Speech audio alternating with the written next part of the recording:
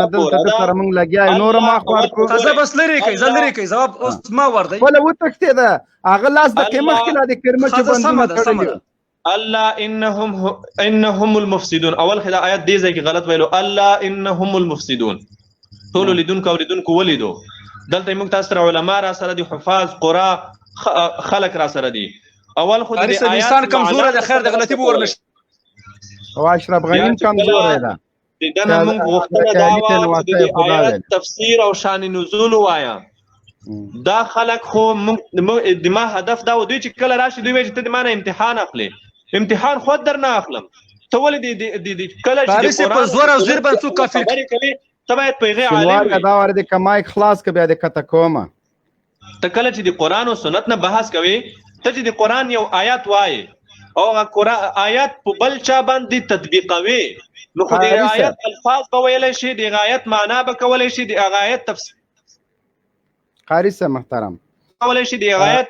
شان نزول به ویلی شي د حواله سره. نو کته آیات وایي بیا پکتیا ته تخته کته آیات وایي بیا پکتیکا ته منډي وهي کته آیات وایي بیا بل ځای ته ټوپونه اچوي. نو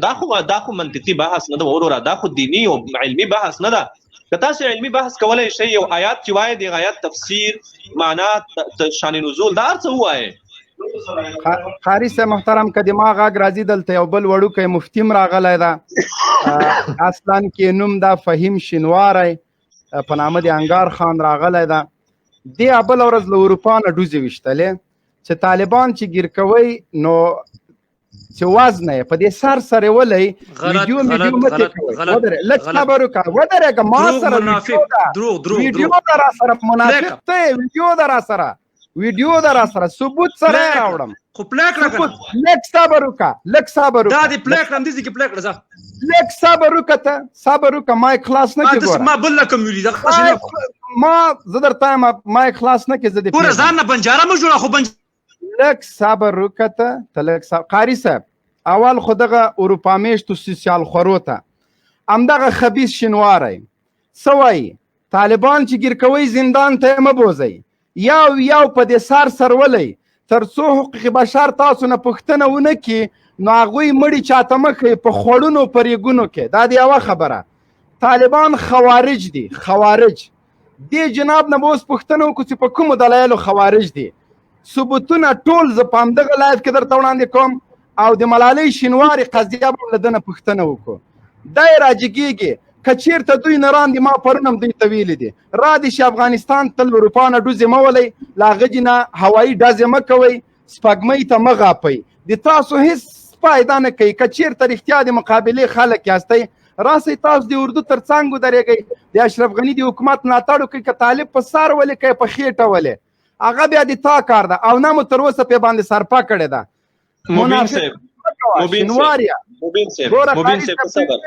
منافقتونه کوي دوی هغه رزیل خلک دي دا څه پېژنم. مبین صاحب تاسو صبر وکوئ دا د آیات غوښتنه دا اورېدونکي دا غوښتنه کوي چې دا آیات ته خپله لږ تشریح کا. دغه آیات چې دی ورور وویلو قرآن کې الله تعالی فرمایي دا د سورة بقرې 10 او 11 او 12 آیاتونه دي. قرآن کې الله تعالی فرمایي واذا قیل لهم لا تفسدوا فی الارض کله چې دې منافقینو ته وویل شي چې تاسو په ځمکه کې فساد مه کوئ. زما غږ لرئ مبین صاحب زما غږ لرئ ښه صفا ده قاري صاحب غږ د مهرباني. الله تعالی فرمایي چې کله دوی ته وویل شي چې تاسو په ځمکه کې فساد مه کوئ قالو دوی وایي انما نحنو یقینا موږ چې یو موږ مصلحان یو اصلاح کوونکي یو. الله تعالی فرمایي الا خبردار انهم دغه منافقان هم دوی المفسدون دوی مفسدان دي فساد کوونکي دي ولکن لا يشعرون په دوی کې شعور نشته. د دغه آیت په باره کې تفسیر قرطبي لیکلی دي نزلت هذه الآیه فی ذکر المنافقین دغه آیت په ذکر د منافقینو کې ده. دا آیت د منافقینو په باره کې نازل شوی ده ځکه دا منافقین چې و دوی به په ځمکه کې فساد کولو. دوی به څنګه فساد کولو؟ دوی به د مسلمانانو کروندو ته اور اچولو. دوی به د مسلمانانو څاروي چې د باندې ولیدل هغه به یې ویشتله هغه به یې وژله هغې به یې خپې پرې کولې د هغو به یې سرونه پرې کول نور ډول ډول مسلمانانو ته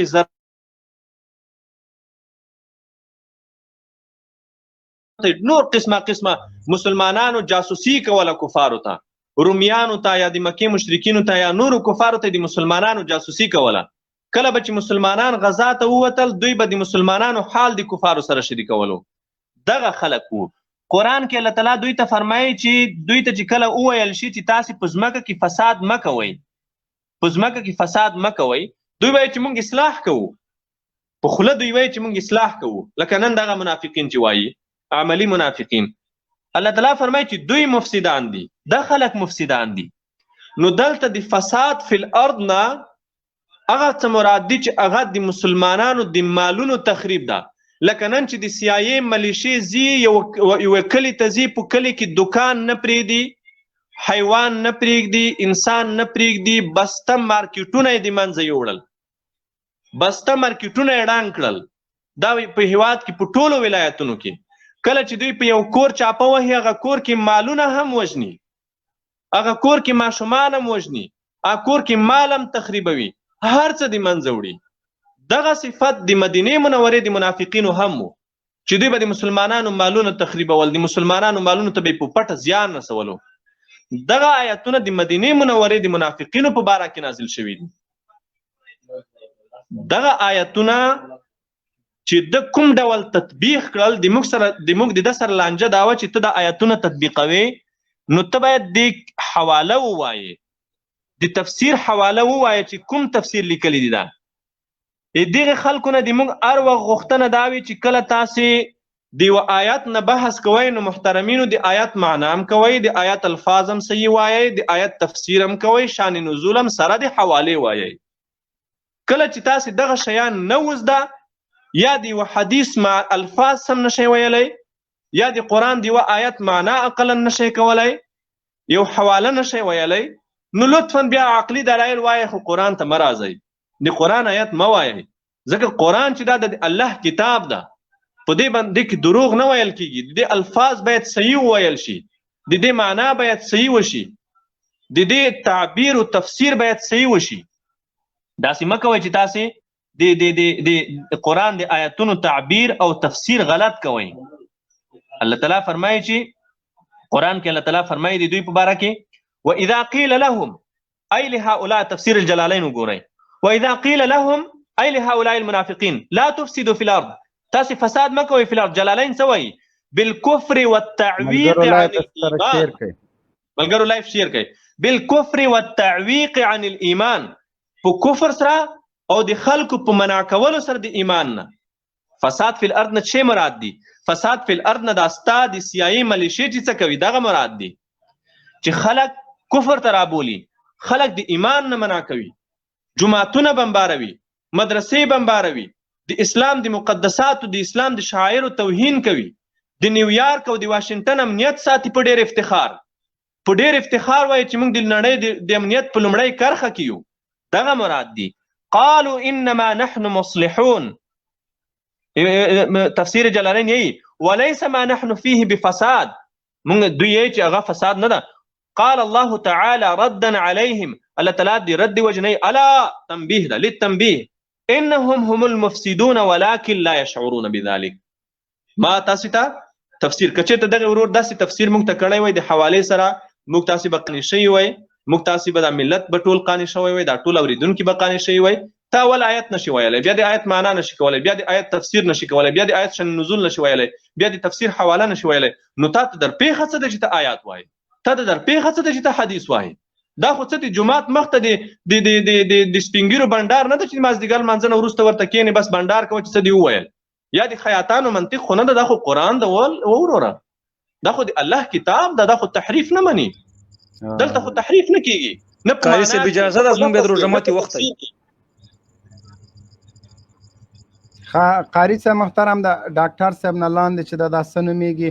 بس دغه نوبت د اڅکزی صاحب ډېر وخت انتظار د مصطفی اڅکزی صاحب مهرباني. قاری صاحب زما د روژه ماتي وخت دی، بیا که ما ته وخت روژه ماتي دی وکړه بیا راشه، دومره به مهمه نه یې زه وایم. 10 منټه ورته پاتې دي، 15 منټه پاتې یوه ورځ. زه 2 منټو ته خبره کوم قاری صاحب، 2 منټو روبین صاحب ته وخت ورکړئ، یو 2 سواله کولی شي، لنډ 2 سواله. دو تاسو نه کوم قاری صاحب، یو د هغه نه د مختار صاحب نه که ستاسو اجازه 3 سواله، ډېر لنډ 2 سواله. ما نه به سوالونه کوي، بل چا نه به سوالونه نه کوي. دلته سټوډیو کې زه سوالونه ځوابوم. تاسو زه خاصه شو دا زه سم ده اول خو کاری صاحب ګوره د مبین ورور یو تور ولګو دغه سیمانه دی ویل ماده سی ویل چې ګوره د طالبانو د اول ورځ نه سوال تراشه نه خو تور ولګو سم ده سوال تراشه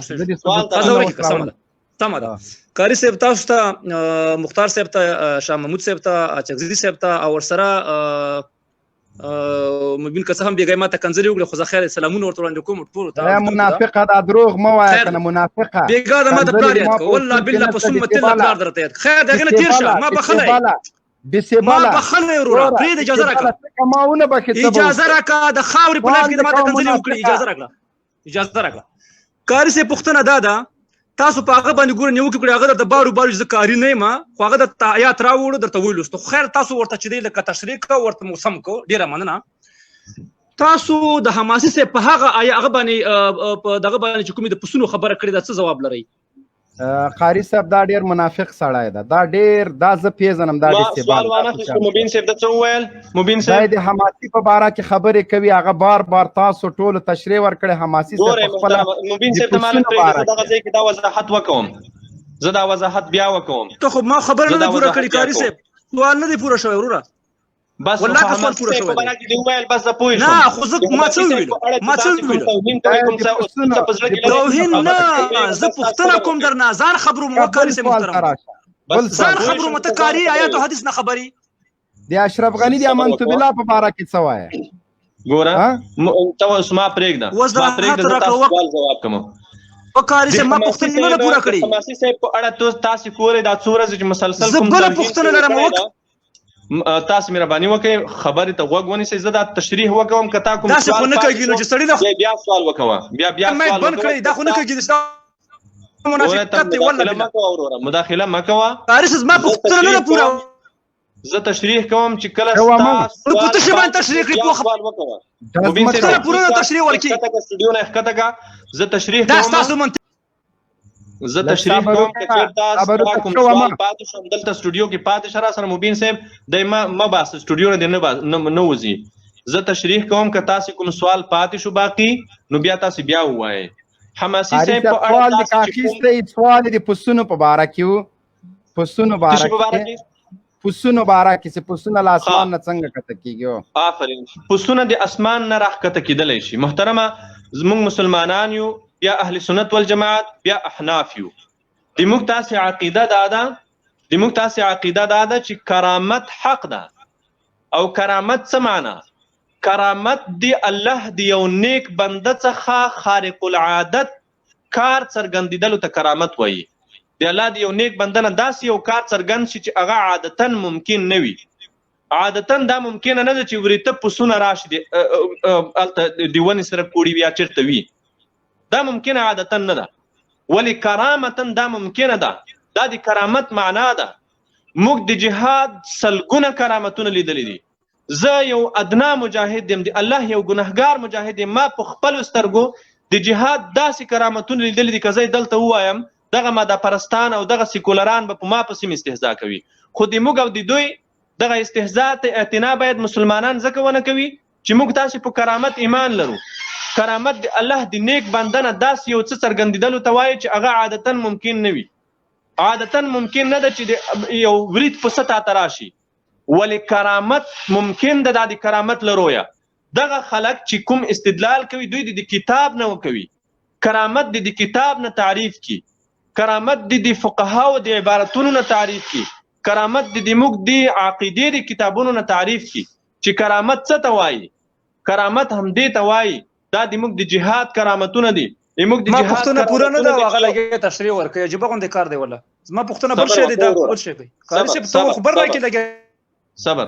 ګور کاري څه بس ځان ستړی کی مداخله کوي کزما په خبرو کې مداخله کوي بیا د سټوډیو نه کوزوي زما خبرو کې مداخله کوي زه د تشریح وکوم بیا تاسو سوال وکوي تګه د ما خبرو دی اوردو حوصله نه لري سټوډیو نه وځه کاري څه ته دا خبره تاغه ور کزه دای څه وایي ها ګور اوروره د کرامت معنا او پیژنئ تاسو چې په اسلام باور نه لرئ په الله باور نه لرئ د الله په دین باور نه لرئ نو کرامت نه به څه باور ولرئ ته چې د الله توحید نه منې ته چې د الله فرایض نه منې ته چې د اسلام اهم احکام نه منې د اسلام شاعر نه منې نو کرامت به څه ومنې کرامت خو هغه څوک مني چې الله مني، د الله رسول مني، مذهب مني، فقهاو کتابونه مني، عقیده مني. نو چې کله ته دغه شیان نه منې، ته ماده پرست یې، ته په مادیاتو ایمان لري، ته په غیبي قوت ایمان نه لري، نو ته به کرامت څه ومنې؟ ستا نه خو زه ګیله نه لرم، خو د موږ تاسې دا مسلمانان ورونه دا په دې پوهیږي، علما په دې پوهیږي چې کرامت حق ده. د موږ تاسې عقیده دا ده چې د الله د یو نیک بنده نه خارق العادت کار، هغه کار چې هغه عادتا ممکن نه وي، داسې یو کار د الله د یو نیک بنده نه څرګندېدلی شي. موږ تاسې د جهاد په کرامتونو کې لیدلی دي، دلته انجینر صاحب را سره ده، ډاکټر صاحب را سره ده، دا سابقه مجاهدین دي، د جهاد په سنګرونو کې پاتې شوي دي، دوی به لیدلی وي، موږ لیدلی دي چې یو تشلاسی مجاهد د روسانو د کمونستانو په ټانګ ورتښتي، هغوی ضربې کوي، ولي خو هغه نه لګېږي، هغه بچ کېږي، هغه ژوندی پاتې کېږي. ما لیدلی دي، ما په خپل ځان لیدلی دي چې د امریکایان د ما نه ګیر چاپیر تاو دي، پاس په ما ډرون ګرځي، په ما هلیکوپټر ګرځي، بمګنې ګرځي، B-52 ګرځي، 4 چاپیر امریکایانو زه محاصره کړی یم، د یوې ګوتې ځای نشته چې زه ووځم، زما سره ټوپک هم را سره ده، زما سره کمربند هم را سره ده، د امریکایانو د محاصرې نه بیا هم زه وځم. عادتا ممکنه نه ده، دا خارق العادت کارونه دي، دې ته د جهاد کرامات ویل کیږي. یو فدایي مجاهد د موټر بم نه ژوندی راوځي، یو فدایي مجاهد د 90 ریاست نه برید کوي بیا ژوندی راوځي، دا د جهاد کرامتونه دي. که ته یې نه منې، ته خو ځکه نه منې، ته د الله نه منې، ته د الله رسول نه منې، ته فقه نه منې، ته د اسلام شاعر نه منې، ته د اسلام احکام نه منې، نو کرامت به کله ومنې؟ کرامت خود نه منې، دا شی دی نه منې. دویمه خبره ده، دا د حماسي صاحب په اړه زه وضاحت وکوم. حماسي صاحب د بیادبي ډېره معاف د استمناء بالیت په اړه چې کوم وضاحت کړی ده، دغه خلکو هغه وضاحت دا د طالبانو ته د استمناء بالیت تشریح کوي او په دې اړه د ائمو اختلاف بیانوي. د عبدالله ابن عمر رضی الله عنه قول راخیستی ده او په آخر کې د فتوا دا ده چې دا شی حرام ده، خو د احنافو د